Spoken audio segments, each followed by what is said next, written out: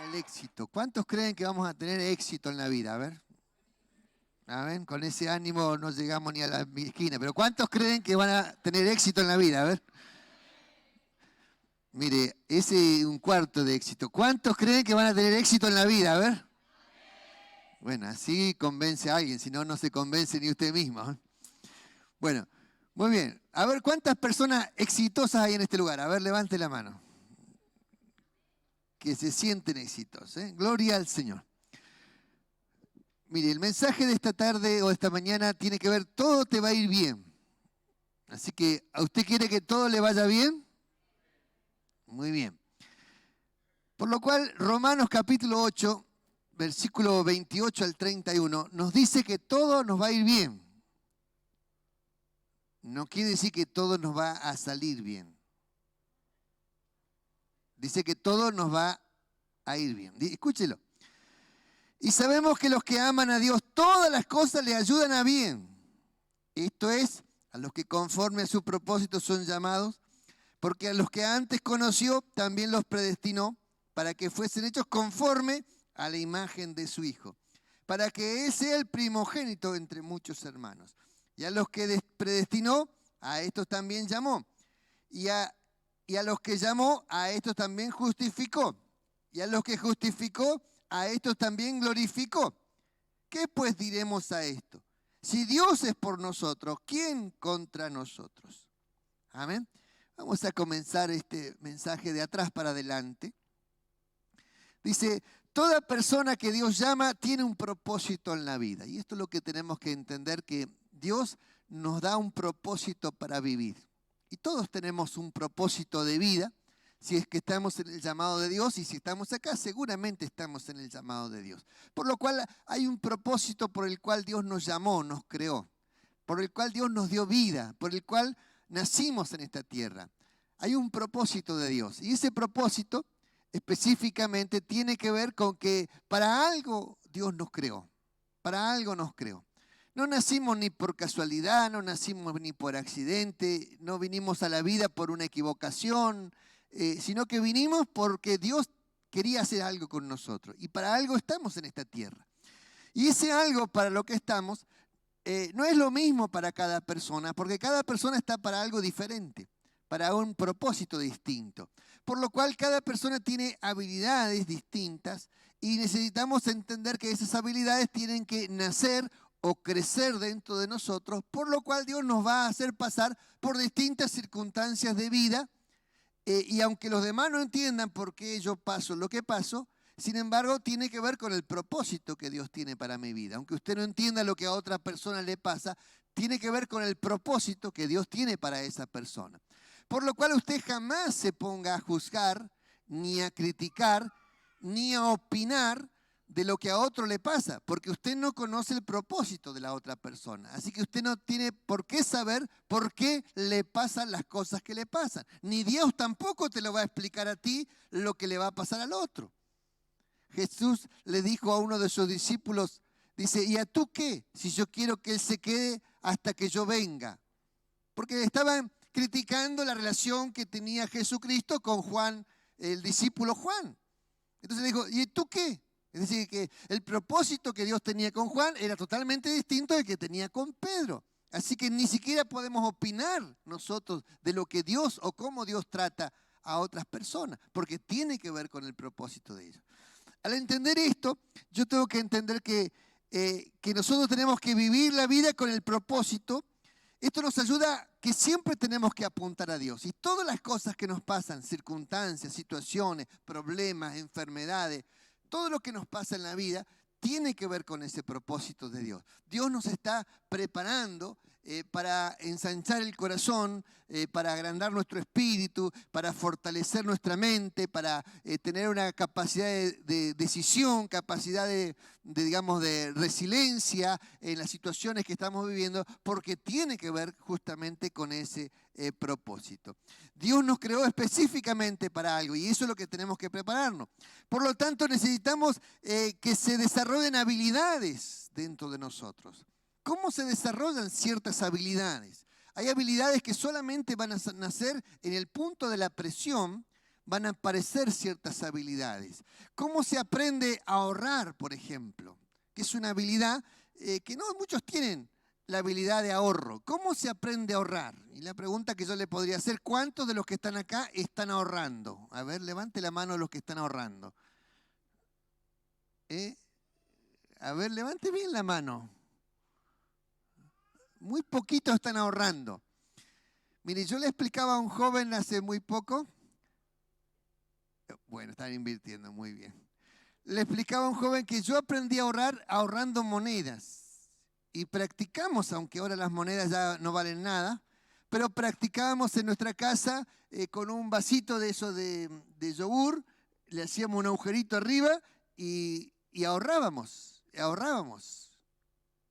Con ese ahorro comprábamos comida, comprábamos ropa, comprábamos zapatillas, se compraba los guardapolvo y aprendimos a ahorrar, porque el ahorro es parte de nuestro aprendizaje de vida. Es parte de un sacrificio que uno hace para un propósito específico. Entonces, ese ahorro puede servirte para las vacaciones, puede servirte para darte un lujo, para darte un placer, para irte al cine, para comprarte una bicicleta, para comprarte lo que sea, te va a servir el ahorro. Pero si uno no aprende a ahorrar, nunca va a tener. Y hay gente que como no aprendió nunca a ahorrar, vive esforzándose a través del endeudamiento, que eso es algo peligroso, porque el endeudamiento te hace pagar intereses altísimos. Entonces, porque nunca aprendió a ahorrar. Necesitamos aprender a ahorrar en la vida. Entonces, cuando uno aprende a ahorrar, aprende a prepararse para lo que viene e incluso aprende a buscar aquello que desea tener y no lo puede tener de contado, entonces lo va teniendo en pequeñas cuotitas hasta que lo logra tener. Y entonces a partir de allí comienza a trabajar para aquello que desea en la vida, porque tiene que ver con esto también.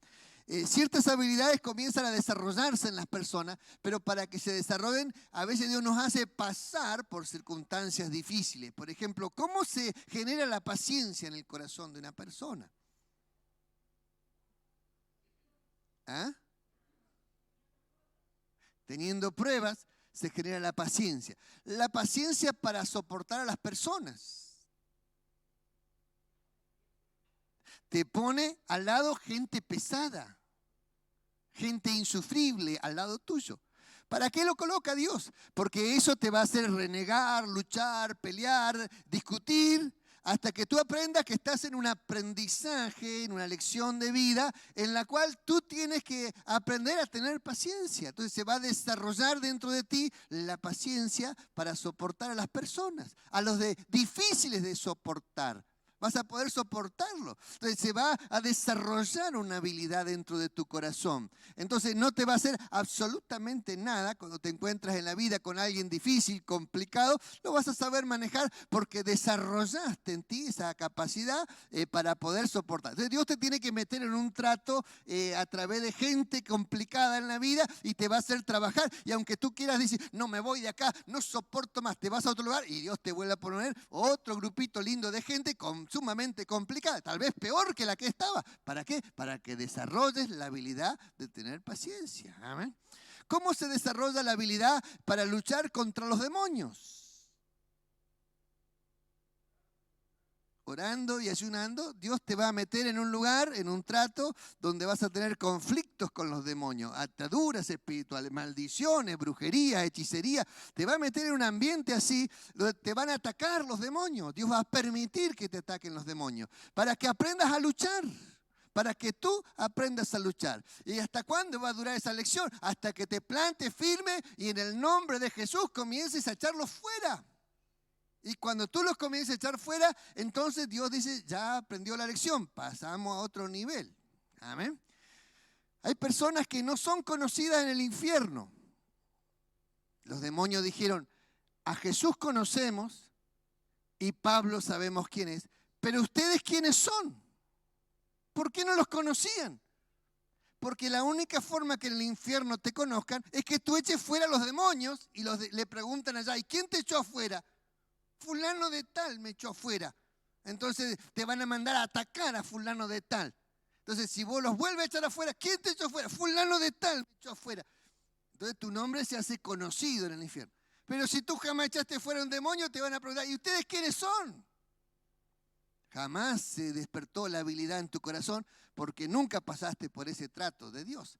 Entonces, hay habilidades que solamente se van a desarrollar en ti cuando pases por circunstancias difíciles, circunstancias complicadas. Pero recuerda, todo nos ayuda para bien. Todo nos ayuda para bien. Por lo tanto, nunca reneguemos de las circunstancias que nos toca vivir, aunque en ese momento no lo entendamos. Jamás reneguemos, porque esto es parte del éxito. El éxito no se logra sin haber pasado por varios fracasos. Entonces, ¿cuántos están preparados para tener éxito? A ver. Bueno, porque tiene que ver con esto. No pretenda tener éxito si no está listo a enfrentar fracasos. No pretenda tener éxito, porque lo que usted pretende es exitismo.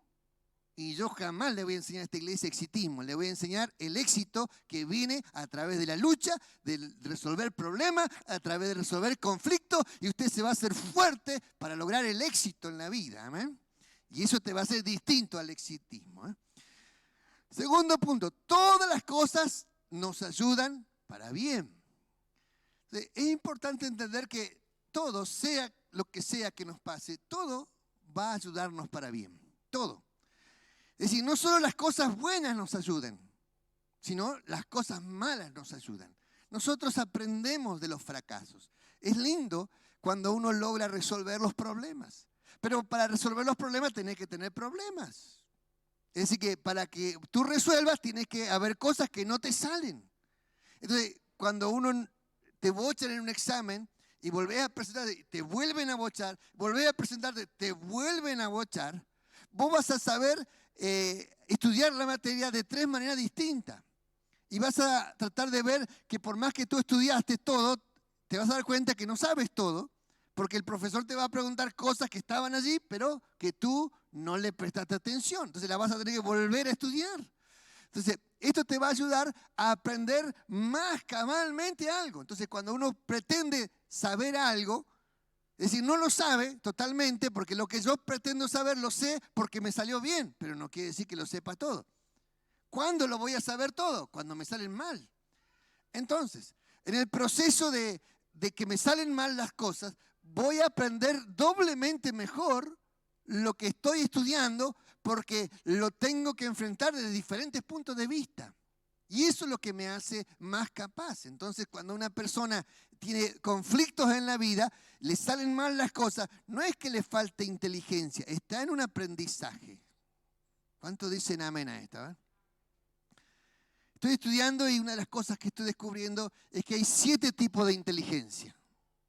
7 tipos de inteligencia. Dentro de los cuales a veces nosotros solamente catalogamos la inteligencia de una persona porque tenga habilidades matemáticas o porque tenga habilidades de lengua y que tal vez uno dice es muy inteligente en eso. Pero si uno mira la inteligencia artística, es una capacidad para tener arte, para tocar música y tal vez yo soy un 0 a la izquierda en la inteligencia artística. Es decir, puedo ser muy inteligente en algunas cosas, pero en eso no sé nada. Entonces me doy cuenta que hay parte de la inteligencia que uno no sabe nada. La inteligencia emocional, por ejemplo. Personas que son muy hábiles para descubrir las emociones con solo mirar. Te miran y descubren lo que te está pasando. Y hay otros que somos re ignorantes. Pasamos adelante, ni nos dimos cuenta que estaba ofendida la persona. Se ofendió, no me di cuenta. ¿Por qué no me di cuenta? Porque no miré sus emociones. No observé sus emociones. O sea, hay una inteligencia que va más allá de lo que yo puedo sumar o restar. Entonces, no cataloguemos a un hijo porque en algo fracase o porque algo le salga mal, porque tal vez no sea eso el fuerte de su vida y tal vez estamos apuntando en un fuerte que no es. Y tenemos que encontrarle cuál es su fuerte o cuál es donde la persona va a brillar y en ese punto donde tenemos que desarrollar la inteligencia que esa persona tiene en su vida. Las crisis. Cuando la persona entra en una crisis, la persona entra en un punto tal que tiene que cambiar cosas. Y vamos a mirar la definición de crisis. Situación grave o decisiva que pone en peligro el desarrollo de un asunto o proceso, situación mala o difícil. definiciones del diccionario. Pero vamos a la etimología de la palabra. ¿De dónde sale la palabra crisis? Deriva del verbo antiguo krinen, significa juzgar o tomar decisiones. Y el sustantivo crisis con K significa juicio o decisión. Según Stephen James Bennett, dice, crisis es un proceso de transformación en el que no se puede mantener el sistema antiguo. En otras palabras, cuando estamos en crisis es hora de tomar decisiones de cambio. Entonces, como la Biblia dice que tenemos que ser transformados hasta llegar a la imagen de su Hijo Jesucristo, pero no el Jesucristo glorificado, tenemos que ser transformados hasta llegar a la imagen de Jesucristo glorificado. Por lo tanto, nosotros tenemos que entrar en proceso de transformación. Tiene que transformarse el gusano en mariposa. Entonces, en este proceso de transformación, tenemos que pasar por crisis necesariamente, porque la crisis es lo único que nos lleva a tomar decisiones. Ahora bien, parte del éxito está en las crisis. Entonces, cuando nosotros vivimos tiempos de crisis, son momentos difíciles. Argentina está pasando por un tiempo de crisis y pretendemos resolver las crisis haciendo las cosas de la misma manera. Y es todo lo contrario. La palabra crisis tiene que ver específicamente con cambios. Es decir, cuando estamos en crisis, ¿qué es lo que hay que hacer? Cambios. Entonces, si tu matrimonio está en crisis, ¿qué tienes que hacer? Cambios. No cambiar de esposa o cambiar de esposo. Tienes que cambiar algo. ¿Qué es lo que funciona mal? ¿Por qué funcionan mal? ¿Por qué no nos entendemos? Eso es lo que tiene que cambiar, porque ahí está la crisis. Si la crisis está con tus hijos que están en plena rebeldía, hay que cambiar. ¿Qué es lo que tiene que cambiar? De hijo, dice. ¿Qué es lo que tenemos que cambiar? Tenemos que cambiar la forma en que hablamos, la forma en que aconsejamos, la forma en que exigimos, la forma en que motivamos. Tenemos que cambiar la forma, porque lo estamos haciendo mal. Al hacerlo mal, provocamos mayor rebeldía, mayor enojo, mayor distanciamiento. Entonces seguimos en crisis y la crisis no va a cambiar. No se va a resolver a no ser que provoquemos cambio. Entonces necesitamos entrar en el punto tal en donde nosotros estamos pensando qué es lo que está mal y qué es lo que tengo que cambiar. Y ahí la crisis me enfoca en un cambio y me provoca un cambio. Amén. Entonces Dios quiere que seamos como Jesucristo, pero para ser como Jesucristo obviamente que tenemos que entrar en muchas crisis. Así que tenemos que pasar varios momentos de crisis. Como el Señor sabe que nosotros somos blanditos y que no nos aguantaríamos todo un proceso continuo de crisis, entonces nos va metiendo en crisis en cuotas. ¿Entiendes? Crisis en cuotas. Entonces pasamos un tiempo de crisis, nos renovamos, cambiamos algo, y estamos todos fenómenos y luego parece que estuviera todo bien. Luego otro momento de crisis nos va despacito tratando para lograr transformar nuestra vida a su imagen y semejanza. ¿Cuántos dicen gloria a Dios por los problemas? A ver. Alabado sea el Señor. A ver. Es decir, la vida sin problemas no sería vida. Necesitamos los problemas en la vida, los problemas para aprender a resolver. ¿Cómo logramos tener carácter en la vida? ¿Cómo una persona logra tener carácter? ¿Cómo logra una persona tener decisiones firmes? A veces me critican porque yo tengo decisiones firmes. Pues yo creo en las decisiones firmes, pero no lo logré de un día para otro. Yo también titubeaba, yo también estaba allí indeciso, yo también tenía dudas, yo también no sabía para dónde agarrar, para dónde decidir. Pero luego de los problemas, de los conflictos, de tener situaciones, aprendí que en la vida ganan los que se arrebatan los problemas, los que se enfrentan los problemas. Entonces tomé esa actitud como correcta en mi vida. No quiere decir que sea correcta, pero hasta ahora es la que me funciona. Pero entonces uno necesita pasar por situaciones de vida que lo que hace que salgas de tu cascarón, que salgas de tu problema y que lo resuelvas. Y esas situaciones te ponen a veces en punto límite donde necesitas resolver esos problemas. por eso es importante, porque te hace crecer. Entonces, el éxito se logra a través de esta presión, y esa presión que producen las circunstancias de la vida van a producir en ti tu mejor carácter y van a producir en ti tu mejor versión de ti mismo. ¿Cuántos dicen gloria a Dios? A ver, alabado sea el Señor. Los cambios son ultra necesarios. No siempre son mejores. Por ejemplo, voy a utilizar un ejemplo, disculpe si a alguien le afecta personalmente, pero por ejemplo, si una mujer está casada con una persona que tiene un buen trabajo, pero esa persona muere, va a entrar en una crisis económica, una crisis sentimental, una crisis emocional, una crisis en el manejo del dinero, una crisis en el manejo de los hijos, una crisis en resolver los problemas de la casa. Todo lo que el otro hacía, lo tiene que hacer ella. Entonces, entra en una crisis. Entonces, en ese punto de crisis uno quisiera a veces cerrar los ojos y parecer que no pasó nada. Pero algo pasó. Algo pasó. Entonces, no puedo cerrar los ojos y pensar que el problema se va a resolver mágicamente. Entonces, la persona entra en una crisis muy profunda y tiene que tomar decisiones. ¿Qué hacer? ¿Cómo hacer a partir de ahora? Algo tiene que cambiar. Entonces, los cambios no siempre son mejores, a veces son peores. Pero va a formar una persona que se va a tomar determinación y va a tomar decisiones y se va a hacer fuerte y va a tener que aprender a luchar y a defenderse por sí mismo y a resolver sus problemas por sí mismo.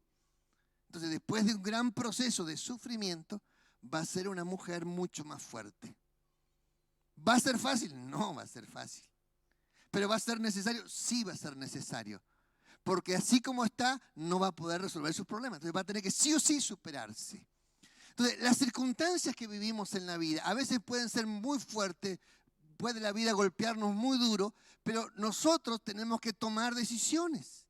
Nos guste o no nos guste, nos quede bien o no nos quede bien. Tenemos que tomar decisiones. Y eso es lo importante, porque de allí viene el crecimiento que nosotros necesitamos en nuestra vida. ¿Cuántos dicen amén a esto? Hay cambios que cuestan mucho. Hay cambios que nos hacen doler la cabeza. Hay cambios que nos hacen empezar a estudiar de nuevo. Hay cambios que necesitamos entender que todo lo que aprendimos en la vida no nos sirvió para nada y ahora hay que empezar de nuevo de cero. Entonces, hay cambios que nos cuestan muchísimo y a veces lágrimas, sufrimiento, llorar a solas, pero eso es lo que necesitamos hacer porque Dios necesita producir en nosotros esa persona que tiene que producirse para que la gloria de Dios se pueda manifestar. Tercer punto, los que aman a Dios. La Biblia dice, a los que aman a Dios, todas las cosas le ayudan para bien. A los que aman a Dios. Los que aman a Dios. Una persona que ama a Dios y se acerca a Dios, tiene que saber que Dios ya le había predestinado. Cuando uno busca a Dios y determina en su corazón, yo quiero acercarme a Dios, yo tengo que saber que Dios ya me tenía elegido desde antes. Y en esa predestinación, hay 4 palabritas acá, que habla de la predestinación. Dice, fuimos predeterminados a ser hechos a imagen de su Hijo.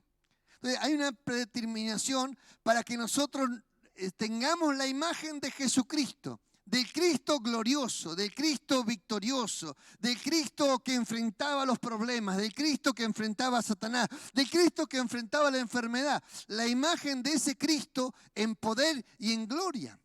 Quizás no sea tu imagen, tal vez tú te enfrentas a un problema y ya caes derrotado, dice Dios no puedo más y te pones a llorar y pretende tocar, impactar el corazón de Dios llorando y pataleando y tal vez sufriendo y mostrando cara de víctima y decir Dios ayúdame, por favor me siento miserable. Y Dios lo que quiere es que de esa persona sea transformada y salga una persona gloriosa que se pare, se plante y luche contra los problemas, la enfermedad, contra las situaciones de vida que está teniendo y de esa manera enfrente y ahí se ve la gloria del Señor en tu vida.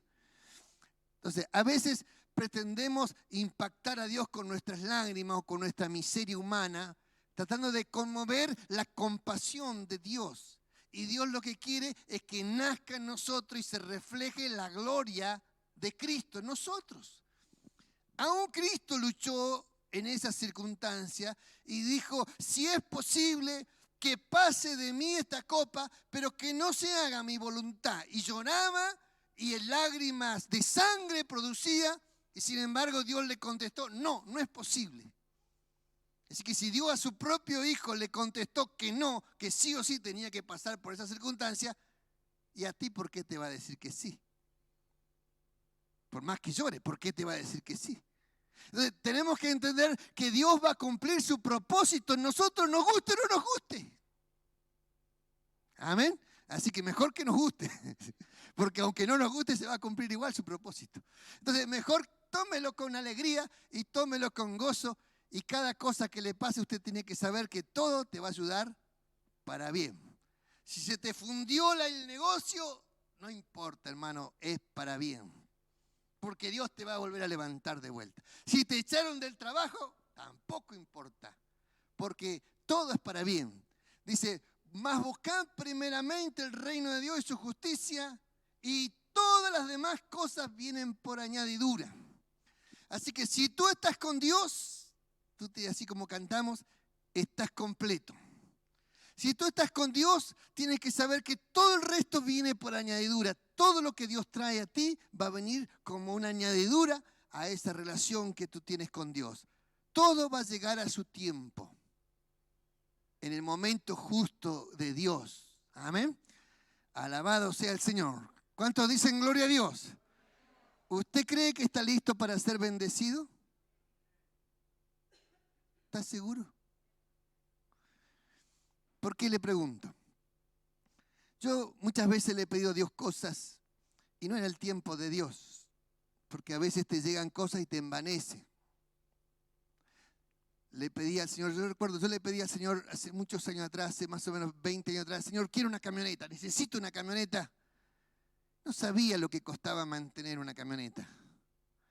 Pero después, en el proceso del tiempo, Dios me fui llegando, y fui pudiendo mantener. Después llegué a un momento que dije, Señor, no quiero camioneta porque sale un montón mantener una camioneta. Entonces ya me negué, no la quería tener. Y Dios me la dio igual. Y cuando me la dio, me di cuenta que llegué a otra conclusión. Si Dios me la da, es porque me va a dar para mantenerla. Y hoy no quisiera sigo teniendo camioneta, porque sé que es una herramienta útil y la puedo mantener. Así que Dios te va a dar lo que puedas mantener. Por eso le hago la pregunta, ¿cuántos están listos para ser bendecidos? Todas las cosas vienen por añadidura, dice ese texto. Y cuando dice todas las cosas, habla masculino y femenino, y eso incluye a aquellos que están pidiéndole a Dios, Señor, dame una compañera o un compañero, femenino o masculino. Es decir que, ¿estamos listos para tener una pareja? Estoy hablando de los chicos solteros, ¿no? ¿Estamos listos para tener una pareja? Hay gente que está soltero y dice, ay, cuando esté casado, qué feliz que voy a ser. Y hay gente que está casada y dice, qué feliz que era antes cuando estaba soltero. Entonces, la pregunta es, ¿estamos listos para ser bendecidos? Vuelvo a reiterar. Hay gente que está allí diciendo, Señor, dame un trabajo porque no tengo plata y necesito un trabajo. Y después que tienen un trabajo, no tienen tiempo ni para irse de vacaciones, ni un fin de semana libre. Y se están quejando ya, Señor, porque no tienen tiempo ni para venir a la iglesia. Entonces, la pregunta es, ¿estamos listos para ser bendecidos? Entonces, vivamos la vida día a día.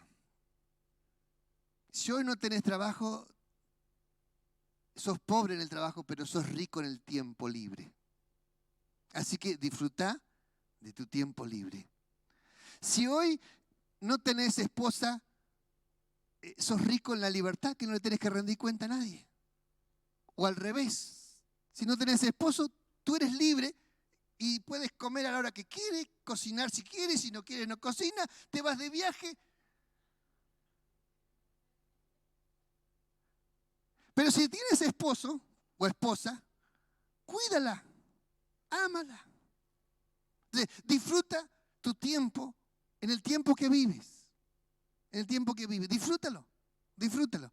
Y aprende a estar preparado porque cuando te llegue la bendición cuando te llegue tienes que recibirla, amarla y tienes que aprender que cuando llegue esa bendición va a entrar tu vida en crisis. Por lo tanto, va a haber cambios. Amén. Y cuando lleguen esos cambios, prepárese porque la Ferrari hay que mantenerla. ¿Me entendió? Alabado sea el Señor entonces. Dice que hay un llamado de Dios. A los que predestinó, a estos también llamó. Dios te llama, te llama. Y cuando Dios te llama, llama por tu nombre, dice la Biblia. Dios nos llama por nuestro nombre. A veces hay gente que no escucha el llamado de Dios. No escucha el llamado de Dios. Entonces, cuando Dios te llama, comienza a llamarte. Y ahí Dios salió la voz de Dios, el llamado a tu alma. Y aquel que no escucha el llamado de Dios, no acude rápidamente a los caminos de Cristo. Entonces, al camino de Dios llegamos, o llegamos caminando, o llegamos acostados, pero que llegamos, llegamos. Entonces hay gente que no puede llegar a las buenas y llega a las malas.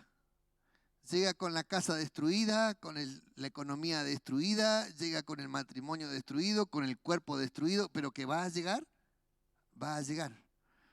Dios te llama. Entonces, aún la enfermedad, o aún el problema, o aún la circunstancia no es malo porque llegaste a Cristo. Entonces pregúntese si usted hubiera llegado, si usted hubiera estado bien. ¿Hubiera llegado a Cristo si usted hubiera estado bien en la vida?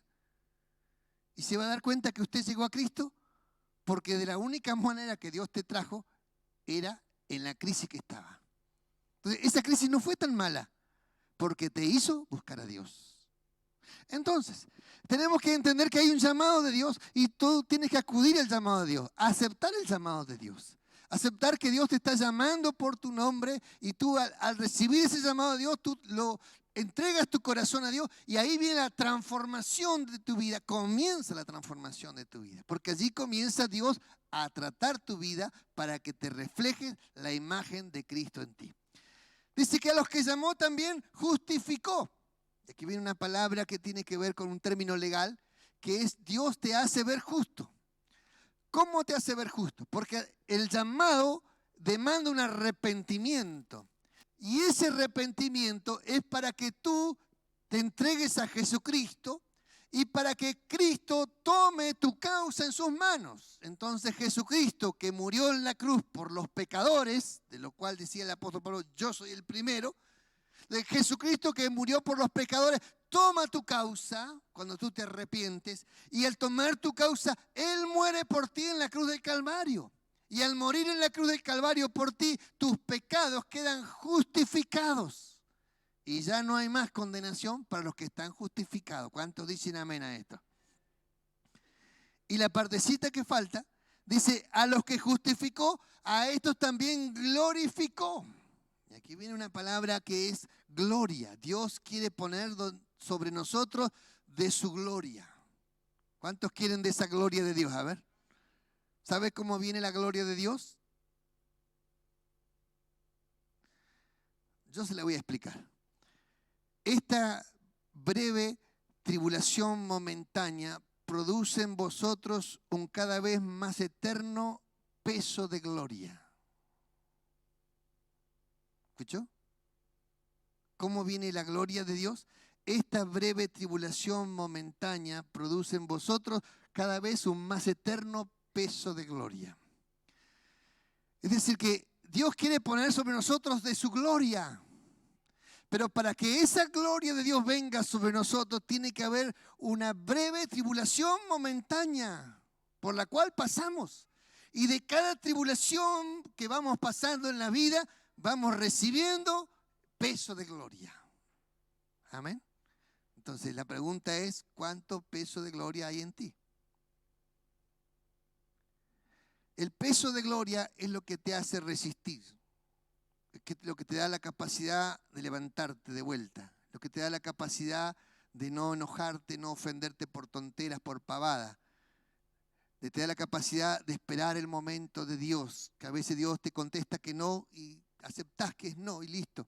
Porque el peso de gloria te hace eso, te hace entrar en un proceso donde muere tu carne y comienza a crecer Cristo en ti. Entonces necesitamos ese peso de gloria.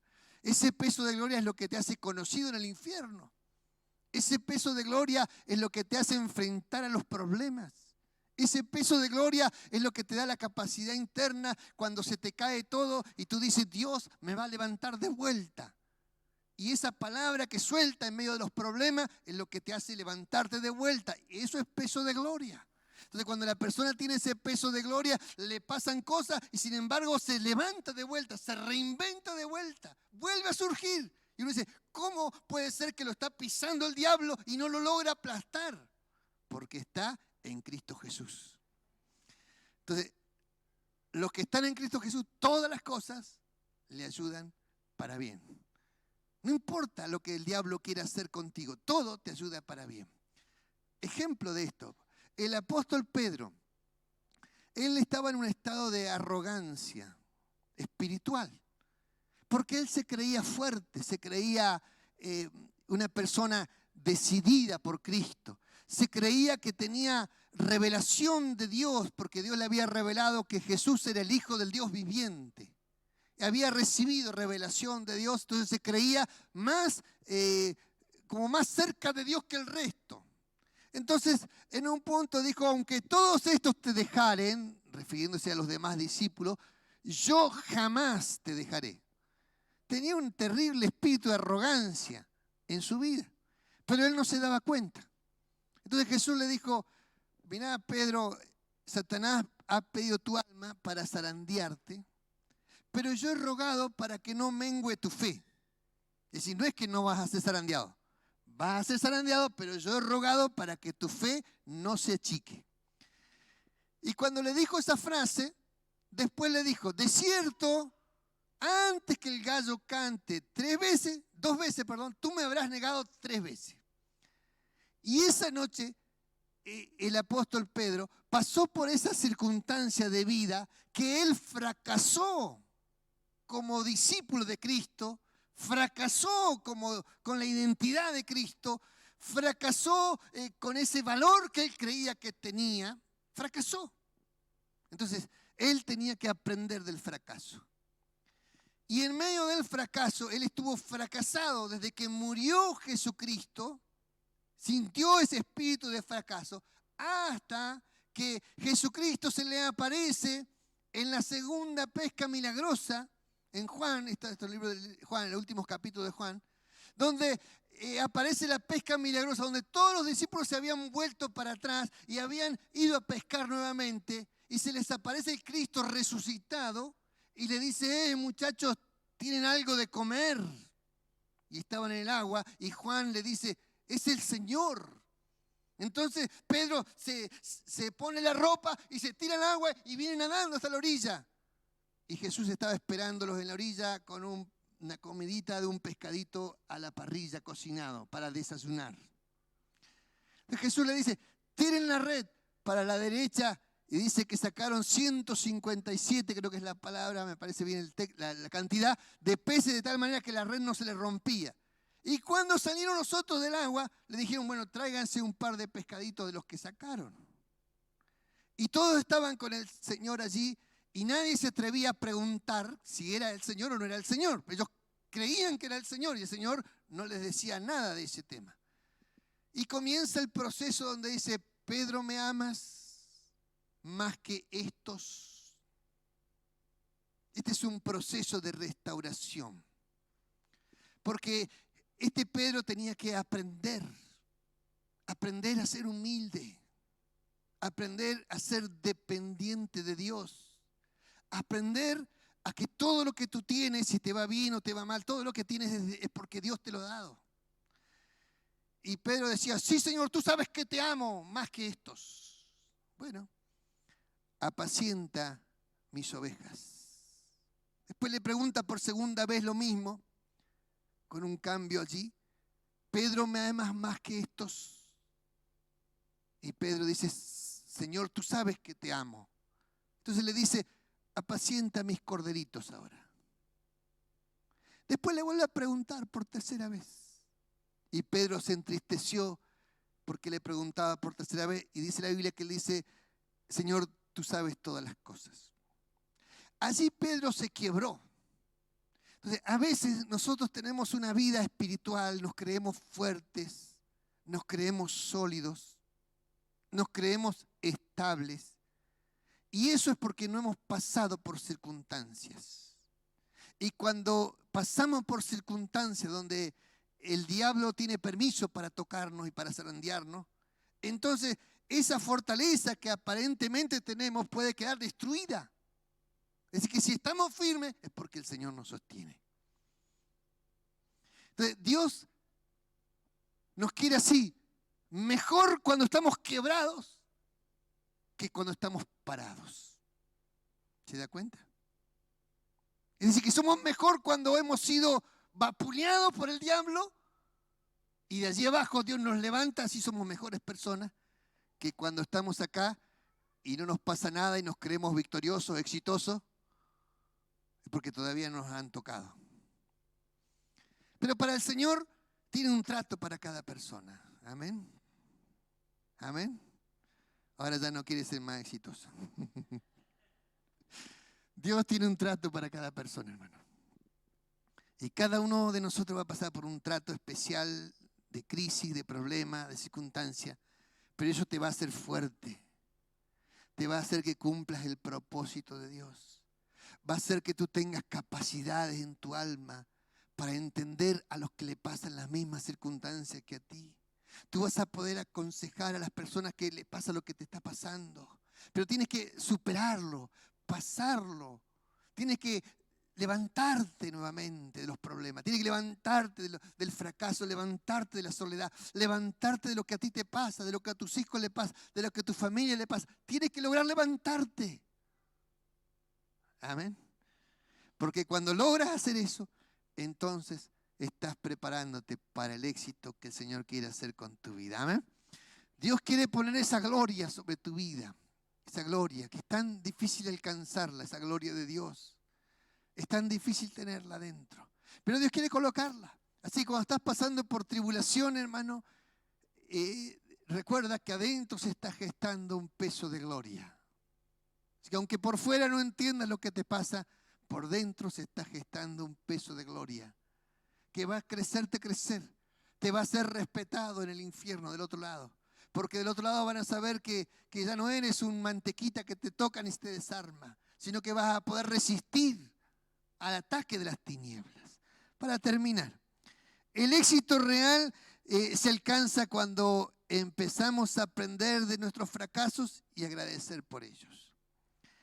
Miramos nuestras vidas por el propósito de Dios que puso en nosotros. Necesitamos ser transformados a la imagen de su Hijo y para ser transformado hay que pasar por crisis. Pero no se olvide, todo nos ayuda para bien.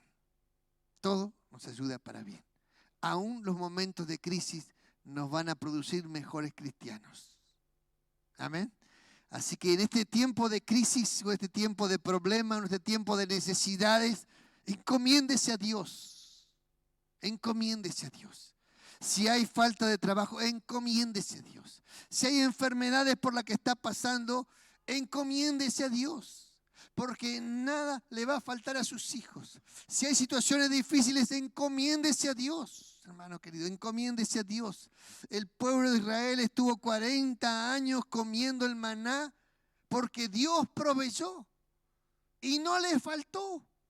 40 años y Dios no les dejó faltar, sin que ellos hayan trabajado. Así que si hay situaciones donde no hay recursos, donde no hay trabajo, encomiéndese a Dios porque Dios va a producir y va a traer bendición a tu casa sin que sepas de dónde sale ni cómo llega, pero Dios va a traerla, amén. Pero viva cada día, cada día, cada día. No se preocupe si mañana va a haber, pero no se preocupe. No se preocupe si va a tener, mañana va a haber, Dios va a proveer. Cada día, cada día. Cada día salga de su casa pidiéndole a Dios, Señor, manda el pan necesario, manda ese pan necesario. Cada día, y cada día lo que llegue a su mesa, hermano, lo que llegue a su mesa, dele gracias a Dios por lo que llegue. Si tiene, dele gracias, y si no tiene, dele gracias. Y si tiene mucho, comparta, comparta, porque eso le va a hacer que otra familia pueda dar gracias a Dios también. Amén. Póngase de pie, por favor. Alabado sea el Señor. Gloria a Dios. Oramos al Señor. Amado Dios, te damos gracias por los tiempos de problemas, de crisis, de situaciones difíciles que nos han hecho tomar decisiones, Señor. Gracias porque tú has colocado momentos difíciles, pero gracias a Dios nos has sacado de todos ellos, Señor. Señor, te rogamos por los que están allí con sus brazos caídos, con su corazón abatido. Los que están pasando ahora por momentos críticos de su vida, de su familia. Te rogamos que tú les fortalezcas, que su fe no mengue, que se agarren de Cristo con todas sus fuerzas, que aprendan a mirar a Jesucristo, para que Jesucristo sea el que se refleje dentro de sus vidas. Señor, levanta a tus hijos, levanta a los que están caídos, levanta a los que están débiles, a los que están enfermos. Sánalos, Señor, con tu poder, con tu gloria. Haz un milagro en los hogares, en la familia, en las economías del hogar. Haz un milagro en la salud de tus hijos. Derrama tu poder sobre nuestras familias, Padre. Que tú te encargues de la familia, encárgate de ellos. Señor, levanta a los caídos, a los que están solos, a los que están en compañía. Fortalece los hogares, Señor. Te lo ruego en el nombre de Jesucristo. Amén, Señor, amén. Amén, amén, Señor, amén. Gloria al Señor. El Señor quiere transformarte. Y te va a poner en un momento de crisis para algo de nosotros tiene que cambiar, hermano. Algo tiene que cambiar. Así que si está pasando por crisis, es porque algo tiene que cambiar. Amén. Mírela de esa manera la crisis y no se va a maltratar con la crisis. No se va a afligir. Porque está simplemente en un proceso de cambios. En un proceso de cambios. Amén. Así que si algo tiene que cambiar, apúrese. Porque cuanto más rápido cambia, más corta es la crisis. Amén. Oramos al Señor para despedirnos. Y recuerde, termina el culto y ¿qué hay que hacer? Gloria al Señor. Oramos. Señor, gracias por los hermanos. Gracias por los que están en sus casas, que están escuchando. Gracias por sus vidas, Señor. Gracias por los que están pasando por enfermedades, Señor, que están allí en sus hogares luchando contra alguna enfermedad. Te rogamos que les guardes, que les cuides, que les sanes, que los fortalezcas, que los levantes, Señor, que salgan del estancamiento en que están, que vengan las fuerzas nuevas del Espíritu, la madurez que produce Dios. Levanta el corazón de tu iglesia, el corazón de tus hijos. Levanta la familia, los hogares de tus hijos. Fortalece a cada uno de que está a la distancia y a los que están aquí presentes. Que la gloria de Dios repose en tus hijos, Padre. Glorifica a tus hijos. Llena de gloria sus manos. Llena de gloria su espíritu. Llena de gloria sus ojos. Llena de gloria su corazón. Para que la gloria de Cristo se refleje en la iglesia. Te lo rogamos en el nombre de Jesucristo. Amén, Señor, amén. Que el Señor te bendiga mucho y que pueda usar tu vida lleno de esa gloria que tú tienes. Dios te bendiga.